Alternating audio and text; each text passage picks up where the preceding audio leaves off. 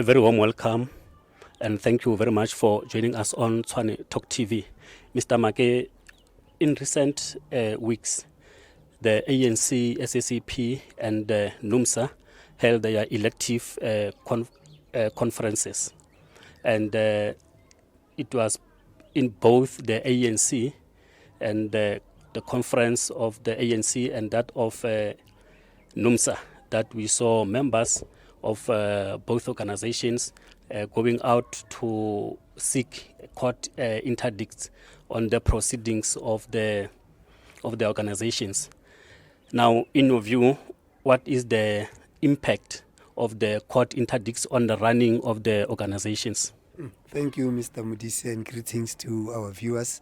The issue of court interdicts, if you can remember, it takes us back to the era where, under President Jacob Zuma, people complained about what is called interference of the judiciary or the court in political matters or in parties' structural matters. Yes.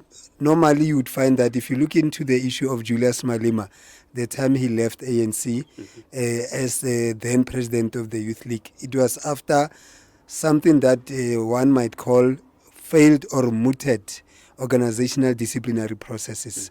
You would never know that was the process regarded as unfair, unprocedural, or a simple case of sour grapes. Yeah. Even when COPE was formed, some members could not uphold or undertake particular disciplinary processes of the organization, which was then ANC.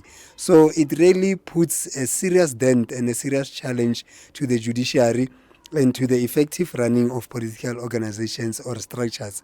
As each and every structure, even a burial society, they have their own laws which are contained in a constitution. Yes. So once a member is being disciplined or is being said to have committed some wrongdoing, if this member is not going to be taken through the disciplinary process of their own constitution, then they run to courts. Then that really puts into question the issue of the legal person and the juristic person, which means we look into the rights of an individual, but also they must be balanced with the rights of the organization and the involvement of constitutions of the country and constitutions of this organization. Yeah.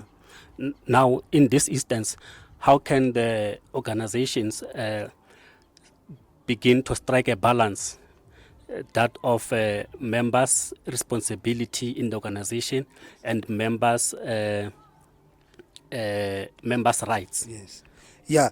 This is something that I think our law needs to quickly develop, because you cannot have courts running organizations.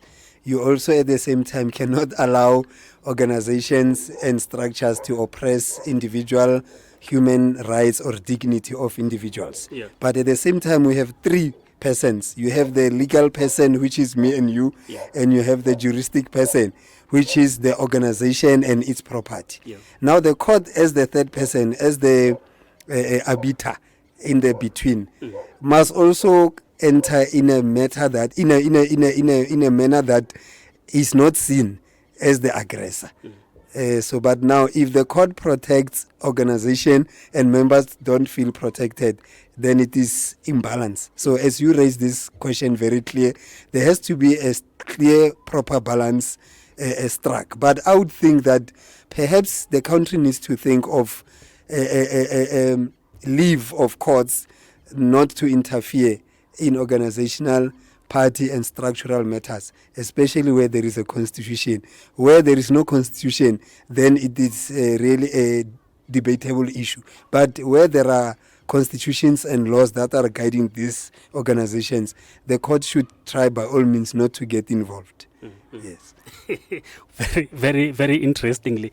Now, in your paper, you have highlighted the following, and let me quote you verbatim, and that's where you say South African law has to find ways to avoid courts' undue and unnecessary involvement in internal party matters. Yes. Now, do you believe that is the judiciary involved in what we can say is the judicial overreach?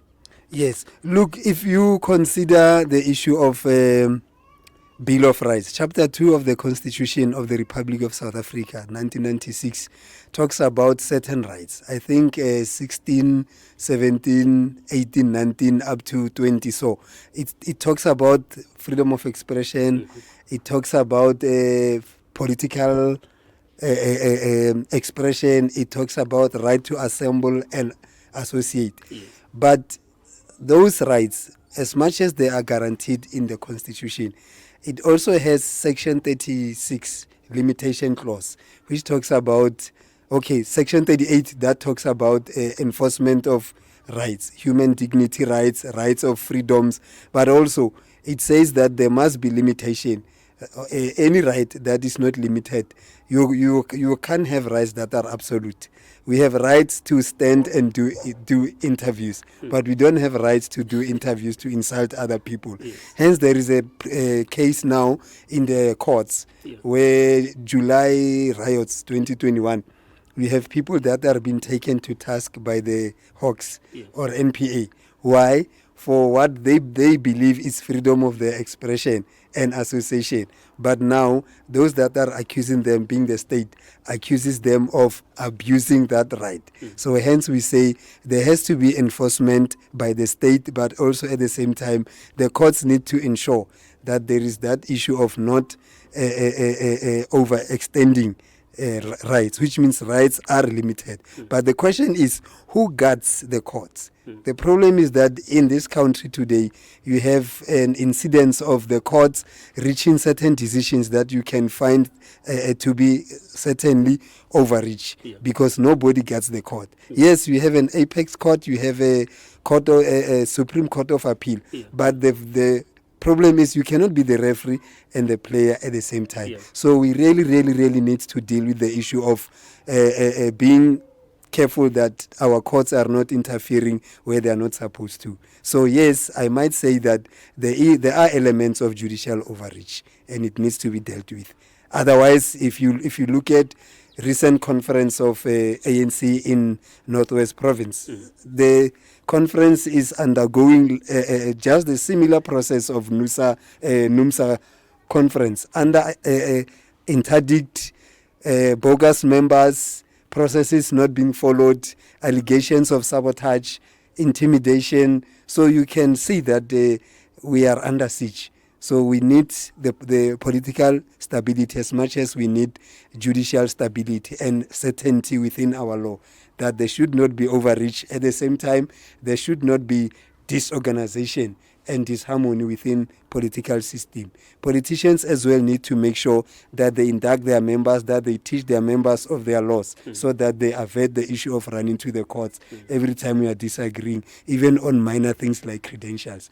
Imagine credentials taking 2 days or the whole day or the whole night. It's a simple procedural matter. It does not need interpretation. Yes. Well, on that note, Maake, thank you very much. And there you have it. And remember to subscribe to our channel, Tshwane Talk TV, and most importantly, to like and click that notification button for more videos. And thank you very much. Thank you.